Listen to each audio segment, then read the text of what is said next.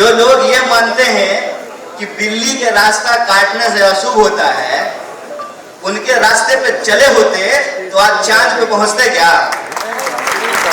तो भाजपा के लोगों को ऐसा लगता है कि देश का इतिहास 2014 से शुरू हुआ है।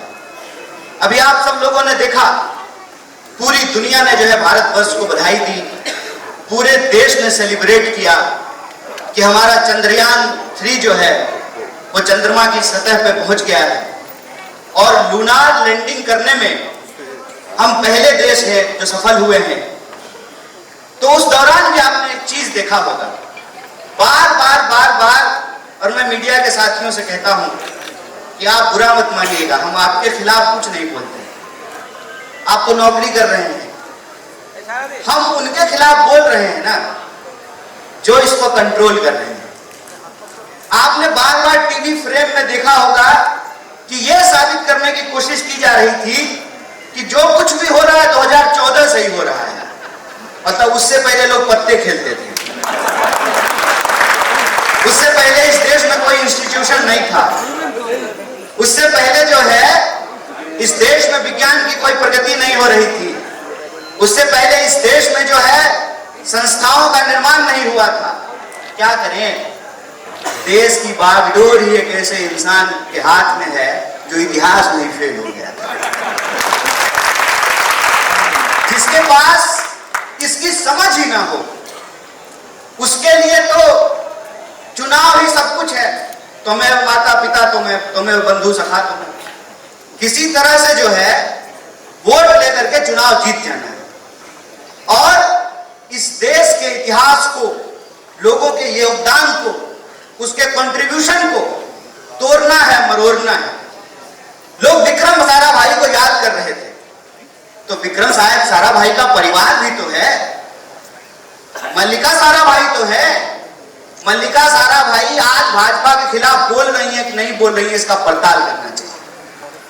अक्सर ये क्या करते हैं कि दूसरे के काम को और दूसरे के मकान को अपना साबित करने में लगे रहते हैं, नाम लिखते रहते हैं। मैं आ रहा था तो एयरपोर्ट पे जो है नेताजी सुभाष चंद्र बोस के नाम पे है, और आप अक्सर देखिएगा कि नेहरू जी को नीचा दिखाने के लिए, नेहरू जी को गाली देने के लिए अक्सर कुछ नाम का इस्तेमाल किया जाता है, नेताजी का भी नाम है। तो पूछना चाहिए ना इनसे कि नेताजी की विरासत तुम्हारी विरासत है, नेताजी की विरासत तुम्हारी विरासत है, सरदार वल्लभ भाई पटेल की विरासत तुम्हारी विरासत है। और जब जाते हो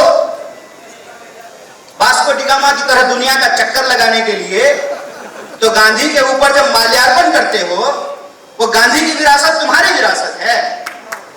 इस देश में ना तुम 3 में ना 13 में, इतिहास आपका अंग्रेजों से माफी मांगने का, इतिहास आपका अंग्रेजों को यह कहने का कि आप मत जाइए देश छोड़ करके, आप यहीं रहिए, हम आपके ही अंदर सिविलाइज्ड होना चाहते हैं।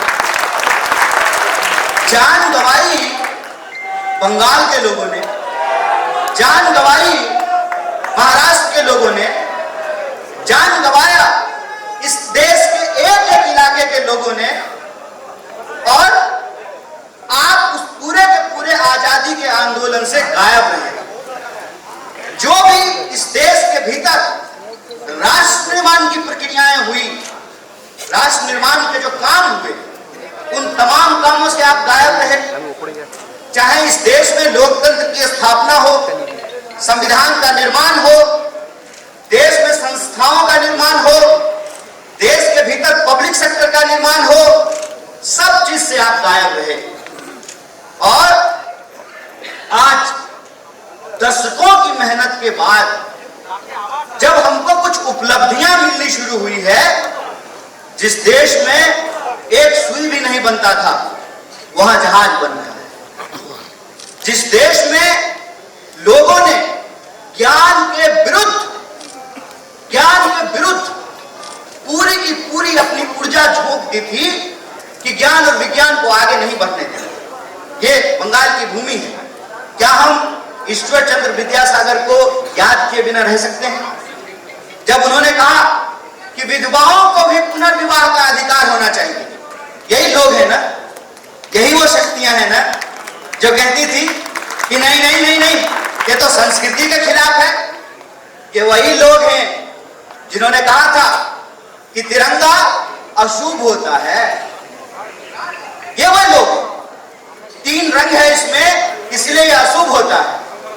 यही वो लोग हैं जो ये कह करके विज्ञान के तमाम कार्यक्रमों का विरोध किया कि यह तो पश्चिमी सभ्यता है। अरे ज्ञान की कौन सी सभ्यता होती है? ज्ञान तो सत्य पर आधारित होता है। क्या पूरब, क्या पश्चिम, क्या उत्तर, क्या दक्षिण? ज्ञान तो सत्य पे आधारित होता है। जो सत्य भारत में है वही सत्य जो है अमेरिका में है। अरे H2SO4 कलकत्ता में भी होता है, H2SO4 दिल्ली में भी होता है और H2SO4 न्यूयॉर्क में भी होता है। ये तो फैक्ट है और फैक्ट पे, ट्रुथ पे ही तो नॉलेज होता है। जो नॉलेज के विरोधी रहे, विज्ञान के विरोधी रहे और इस देश में संस्कृति की आड़ में अंधविश्वास को फैलाया, औरतों के खिलाफ जो है तमाम तरह की कुरीतियों का समर्थन किया, समाज को जो बांटने वाली शक्तियां हैं उनके साथ खड़े रहे। कहते हैं, आप सोच करके बताइए, जो लोग ये मानते हैं कि बिल्ली के रास्ता काटने से अशुभ होता है, उनके रास्ते पे चले होते तो आज चांद पे पहुंचते क्या?